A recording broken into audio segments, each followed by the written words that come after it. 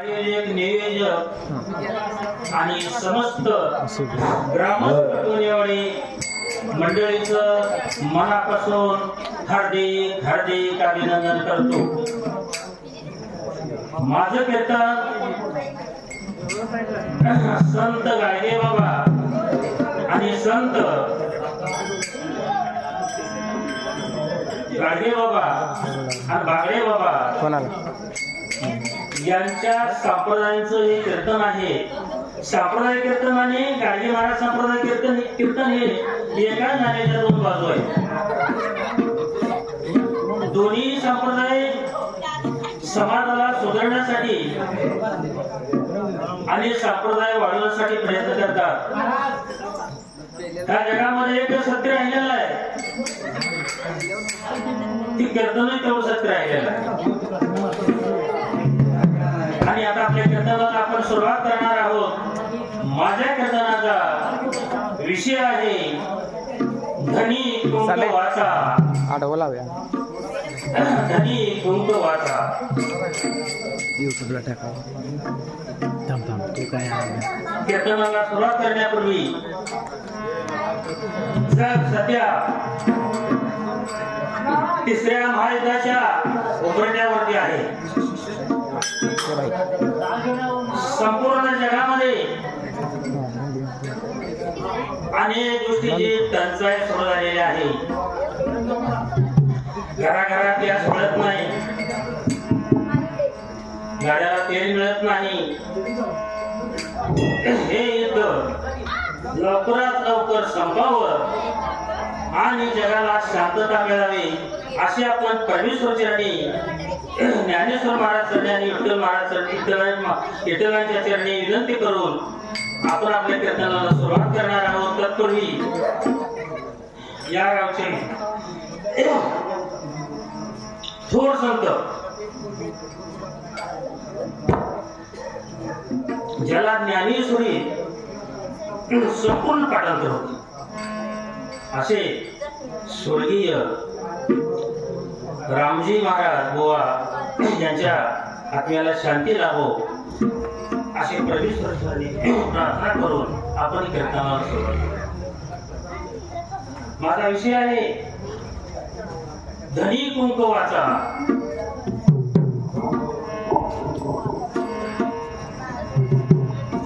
तर कीर्तनाला सुरुवात करण्यापूर्वी छत्रपती शिवाजी महाराज की जय, छत्रपती संभाजी महाराज की जय, जय अहिल्या देवी त्यांच्या चरणी वंदन करून आपण कीर्तनाला सुरुवात करूया। संगती जन्माचा सोबती जन्माचा सुखी ठेव माझा धनी कुंकुवाचा। तर धनी कुंकुवाचा ह्या शब्दाचा अर्थ तुम्हाला कळला असेल। आपल्या या भारत मातेतील प्रत्येक महिला, प्रत्येक माता परमेश्वर चरणी जाऊन प्रार्थना करतात, हे भगवंता, हे भगवंता, संगती जन्माचा धनी सुखी ठेव माझा धनी कुंकुवाचा। संगती जन्माचा विसावा जीवाचा सुखी ठेव देवा माझा धनी कुंकुवाचा।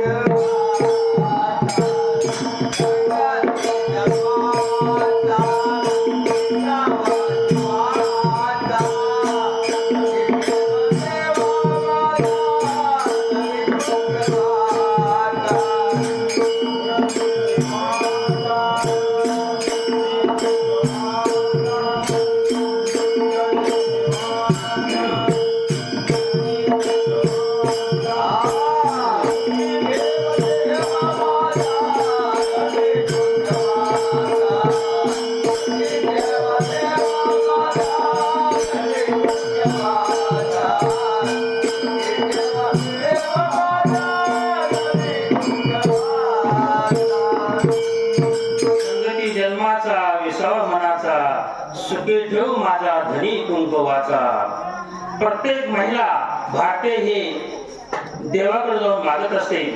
भारतीय संस्कृती आणि पाश्चिमात्य संस्कृतीमध्ये फार फरक आहे. एकदा स्वामी विवेकानंद शिकागोला गेले होते धर्म परिषदेसाठी. त्या सभेमध्ये त्यांना प्रवेश मिळाला नाही. थंडीचे दिवस होते आणि मध्यरात्रीला ते रस्त्याने फिरत होते.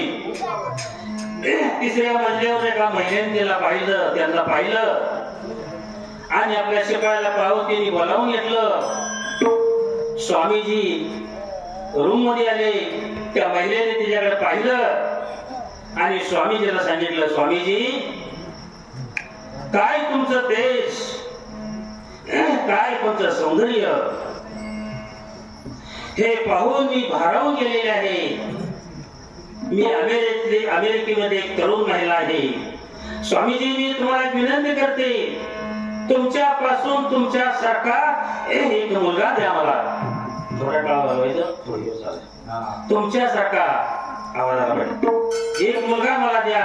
स्वामीजी हसले आणि म्हणाले, तुला मुलगा होणार कधी, तुला तू आई म्हणणार कधी, मलाच मुलगा मान आणि मीच तुला आई म्हणतो. अशी ही भारतीय संस्कृती आहे. स्वामीजीच्या भाषणाच्या प्रभावामुळे स्वामी 6 महिने तिथे राहिले.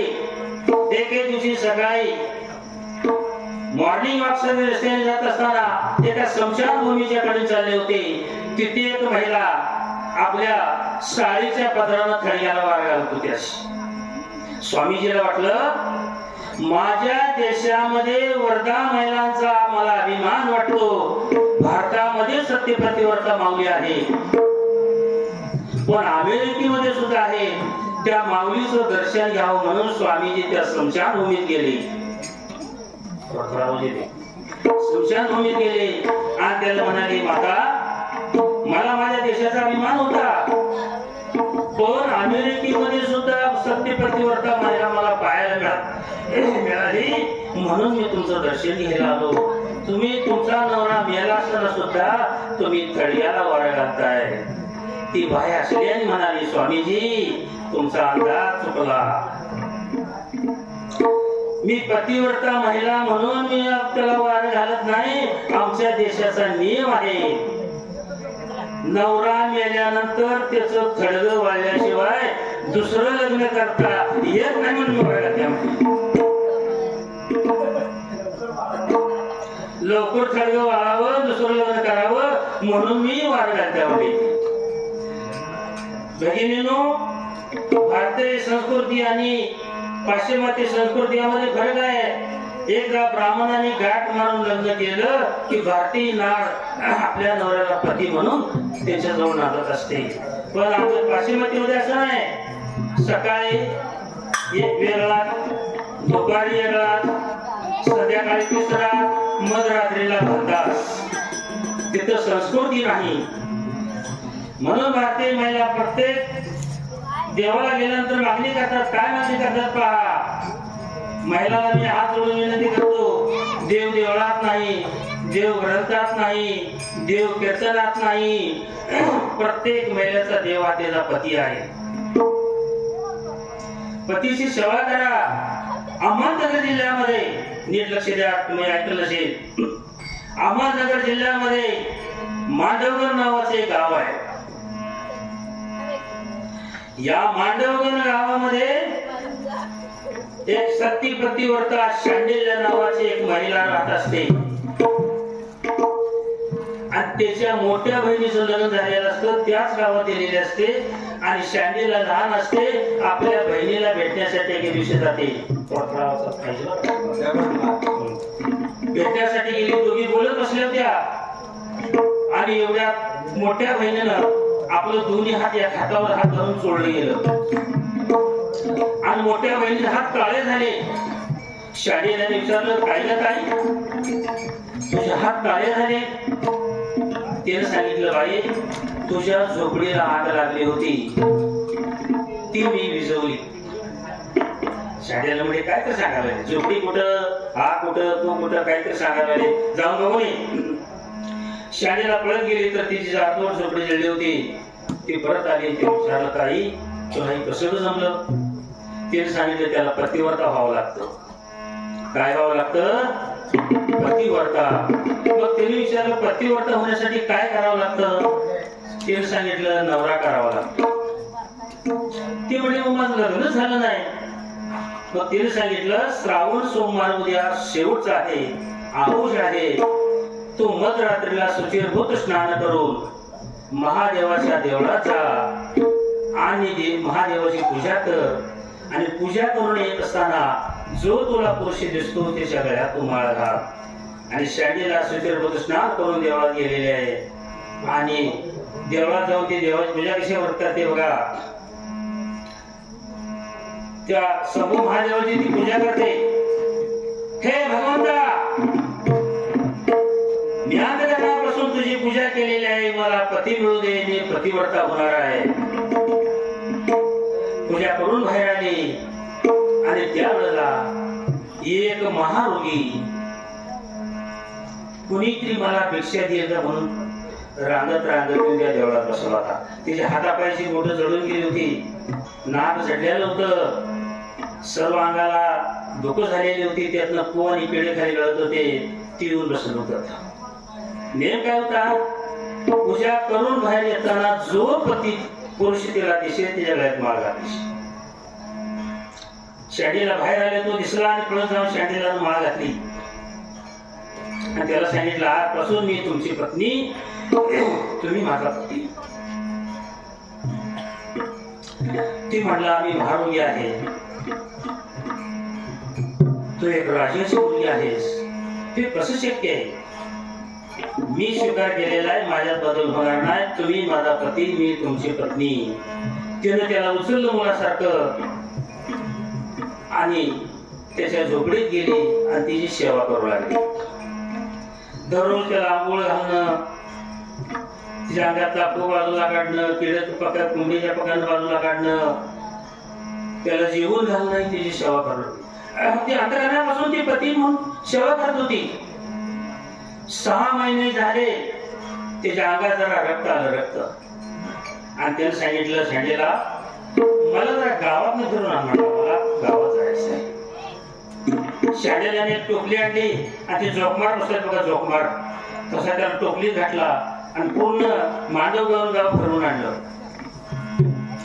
त्यावरती म्हणाला शांडीला तो मांडवगाव गाव फिरवलं, पण एक गल्ली मात्र शिल्लक आहे, तिकडे घेऊन चल मला.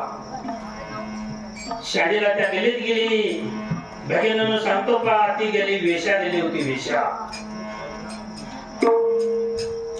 तिथे अतिशय सुंदर वेशा, केस मोकळे सोडून दरवाजात उभा राहिली होती. त्या महारोग्याने तिला पाहिलं.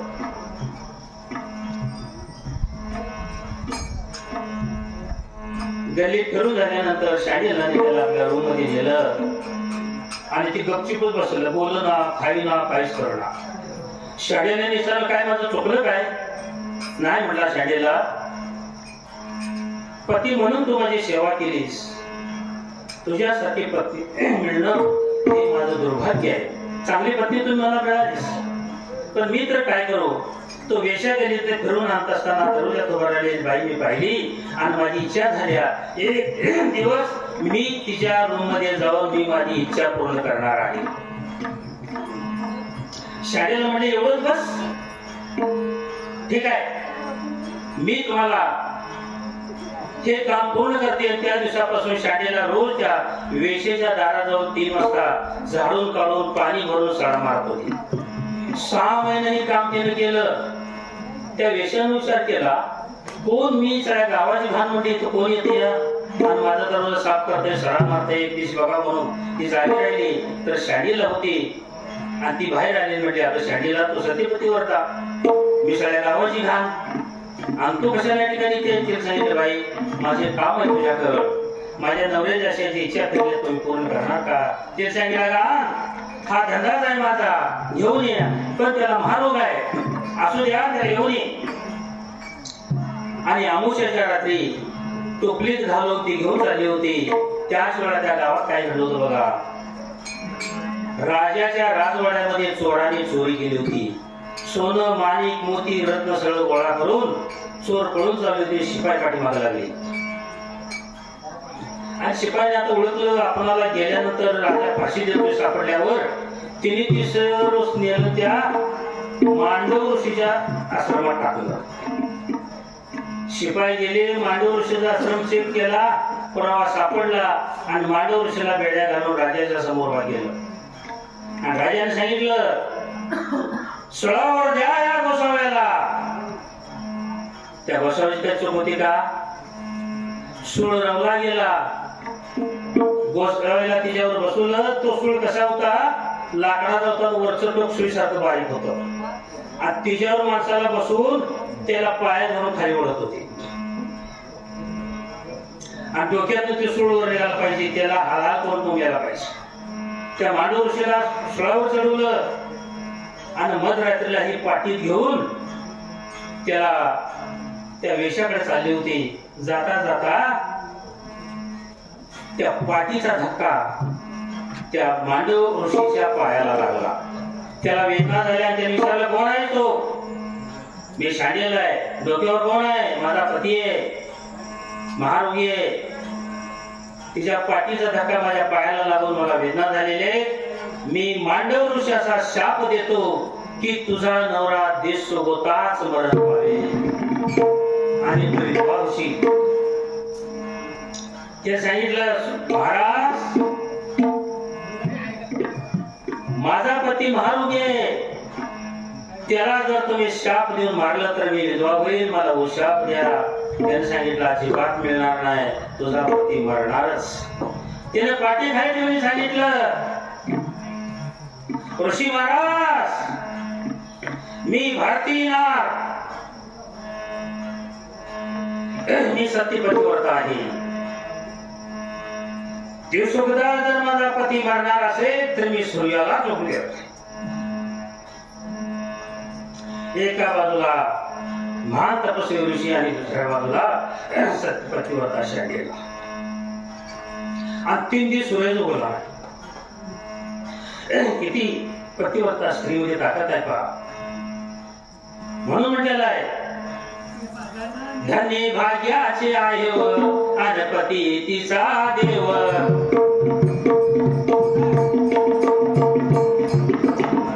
धन्य धन्य भाग्याचे आहे पती तिचा देव. तुका म्हणे पतिव्रता आणि तिची देवावरी सता.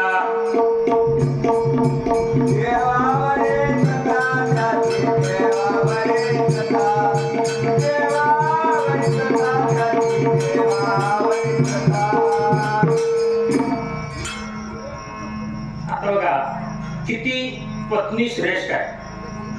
मी 10 वर्षापूर्वी सांगत होतो बायको मिळणार नाही. आता 40-40, 35-35 वर्षे तरुण झाले, बायका नाही. ज्याचे लग्न झाले ते वाचले, ज्यांचे राहिले त्याचा जवळजवळ कार्यक्रम संपला. मी 10 वर्षापूर्वी सांगत होतो मजुराला गाडी लावायला, शेतकऱ्याला कोपऱ्यात जागा ठेवायला येईल, मजूर शेतकऱ्याची जमीन विकत घेईल. बघा घडलेला नाही. मी 10 वर्षापूर्वी सांगत होतो मुलगी बापाला लग्नाचा जोड ठेवणार नाही. आता मुली लग्न जमवायला लागले. अजून 10 वर्षानंतर एक घटना घडणार आहे. खोटं ठरलं तर दिसेल तर तहा आम्हाला. एकच पोरगा लग्न झालं की सासूरवाडीला जाईल, एकच मुलगी कॉलेजला गेलेली परत येणारच नाही. म्हातारी दोघं घरात, त्यांना अन्न पाणी मिळणार नाही. देशाची संपूर्ण बिघडत चाललेली आहे. प्रत्येक पालकाला माझी हात जोडून विनंती आहे, मुलगा आणि मुलगीवरती लक्ष ठेवा. आता 10वी-12वी परीक्षा झालेले शाळा मोकळा आहेत. त्याला नदी गोळा करायला लावा, गाडी विकायला लावा, पंक्चर काढायला लावा, काय जमत नसेल तर म्हशी बाजारायला लावा. एक बस 500-300 रुपये आहे. मुलं कुठलेही काम करत नाही, गावात बोंबलत करायला लागले. प्रत्येक पालकाला माझी विनंती आहे, मुलीकडे मोबाईल देऊ नका. मोबाईल मुळे जग बिघडलं. आणि या ठिकाणी त्या 3 दिवस सूर्य बोलला नाही. 4थ्या दिवशी देव लोकांनी मीटिंग घेतली, वरले मानकडे द्या.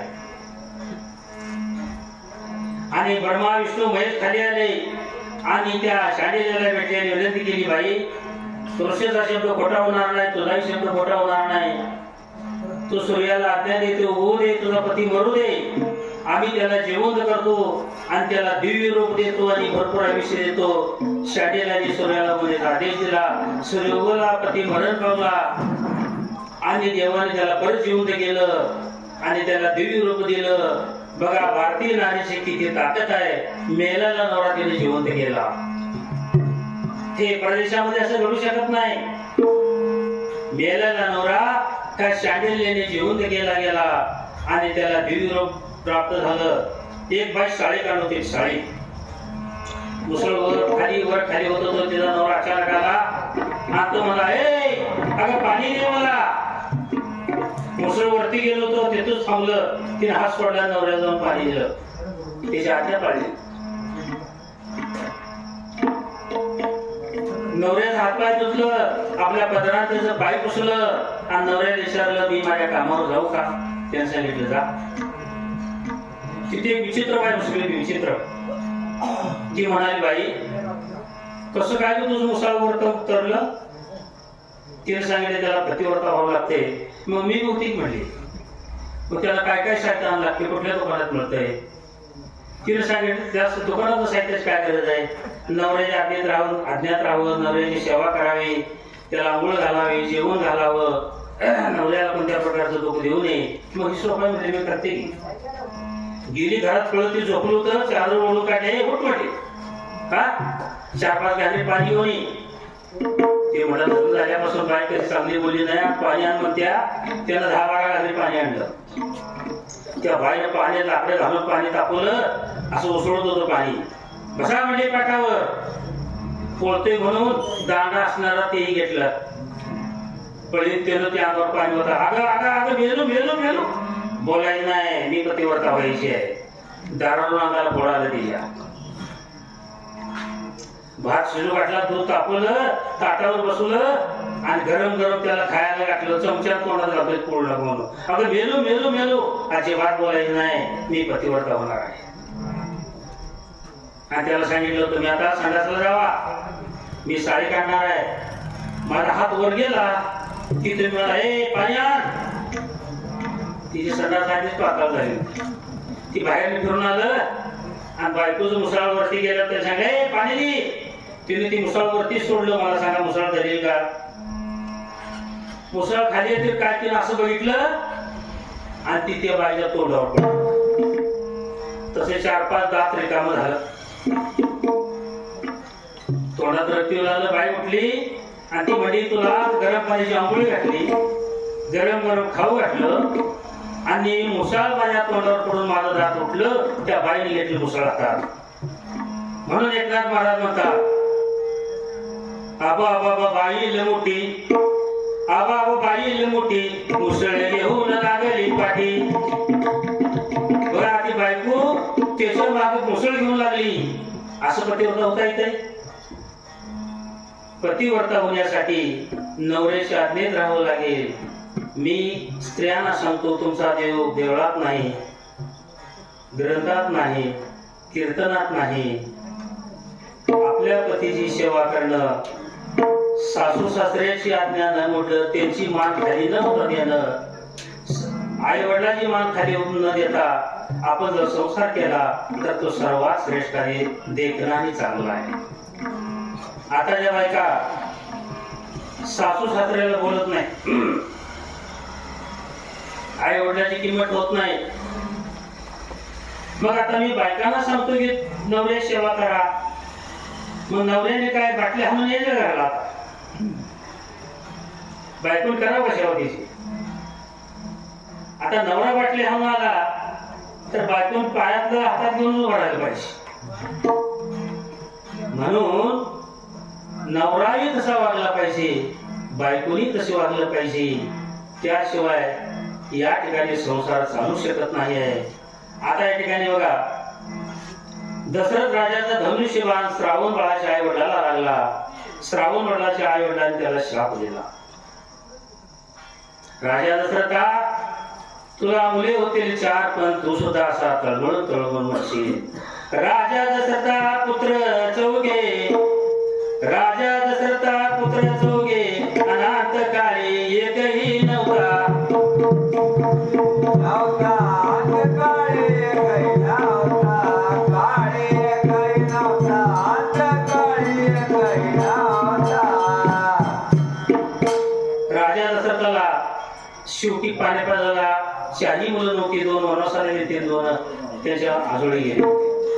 तर या ठिकाणी बघा, आपण अंतःकरणापासून कोणतंही तुम्ही काम करा, पतीला परमेश्वर मानून, पतीने सुद्धा आपल्या बायकोला लक्ष्मी मानून संसार केला तर संसार चालू शकतो, संसार चालू शकत नाही. तरी ज्ञानेश्वरीमध्ये बोले, तुम्ही देवतांत्रास न जावे, हे सर्वता काही न करावे, स्वधर्म हे जावे. तुम्ही देवा धर्माला जाऊ नका, देवाला नवस करू नका, कुणीही देवाला नवस करायचं नाही, कारण देवाला माहित असायला का पाहिजे. आता जे तरुण पोरं देवाला जातात, हे भगवंता मी खूप टेन्शन मध्ये आहे. आता काय टेन्शन मध्ये? आता आलेली मुलं टेन्शन मध्ये, पाहुणे ना टेन्शन, आलेली पोरगी दिना टेन्शन, दिलेली पोरगी राहिना टेन्शन, राहिली त्याला बाळ होईना टेन्शन, जरी झालं तर ते सगळं टेन्शन, सगळं टेन्शनच आहे. आता ज्या बायका घरी डिलिव्हरी होत नाही, 1 महिना झाला डॉक्टर मध्ये पाहून टाकायचं नाही, अगदी विश्रांती घ्यायची, चांगलं खायचं, आतकडे बॉडीगार्ड झाला पाहिजे. आणि ते दवाखान्यात डिलिव्हर होतात आणि ती बाळ जन्मली, त्याला 2 गोष्टी दिसतात बघा, बाटली नळ्या. आणि ती पोरगी बाटलीला बिलवलं की 3ऱ्या कावळाशिवायपर्यंत ती बाटली सोडत नाही. आणि पूर्वी सटवीत होती त्याच्या कपडावर, आता सटवीत मत गेली नाही, कारण त्याला ती दवाखान्याला औषध गोळ्याला वाचता होईना, तिला मत गेली. आता यायचं आता ती काम नर्स करतात, नर्स ते काम कोण करतात? नर्स करतात. तरी थोडस काम केलं पाहिजे, थोडासा व्यायाम केला पाहिजे, आपली तब्येत चांगली कशी राहणार. दवाखान्याला आपण विनाकारण पैसे घालतो. मी तुम्हाला सल्ला देतो, दवाखान्यात कधी न जाण्याचा. कुणी करतो नाही, ऐकू नाही तर नाही ऐकतो, परमेश्वर ऐकतो विषय समोर गेला. दररोज सकाळी आंघोळ केल्यानंतर लसणाच्या 2 कुड्यावरचा पाला काढून आणि बारीक गुळाचा कडा घेऊन तुम्ही खावा, तुम्हाला कसला आजार लागत नाही. 365 रोग बरे होतात, इव्हन कॅन्सर बरा होतो. ही औषध आपल्या घरी आहे पण आपण खात नाही, डॉक्टरकडे जातो आणि 1000 रुपये घालून येतो. 6 महिने खाऊन बघा, नाही मिळालं तर पैसे परत. 1 किलो लसणाचे आजपासून ज्याला जमते त्याने खावा, जास्त खाऊ नका. मोठी पाकळी असेल तर 1 खावा, लहान पाकळी असेल तर 2 खायचे. कीर्तनात काय घ्यायचं आहे? आपलं शरीर आणि आपलं मन चांगलं ठेवायचं. खूप काय सांगतात सर्वजण, असं बघा तसं बघा, ते होय होय म्हणतात. आता मी सांगितलं माझ्यासमोर होय म्हणायचं, मी गेलो की धंदा आहे त्याचा, हो जाऊ दे, त्याचं काय त्याचा धंदा आहे. मी धंद्यासाठी करत नाही, मी कीर्तनात 5000 रुपये घेत नाही. मी 33 वर्षे इंग्रजीची शिक्षक म्हणून सेवा केलेली आहे. मी रिटायर होऊन 5 वर्ष झालेली आहे. माझं सगळं चांगलं आहे. मला